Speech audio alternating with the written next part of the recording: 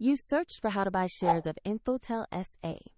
Infotel is a French IT services and systems integration company listed on Euronext under the ticker INF.PA. To buy shares, you need a broker, and we'll use eToro as an example. After registering, you must verify your account, usually with an ID document, and add funds before you can purchase.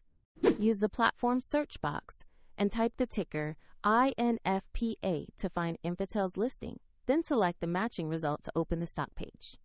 On the asset page, review the basic company information and the price chart to confirm this is Infotel SA, and check the ticker INF.PA is displayed to be certain.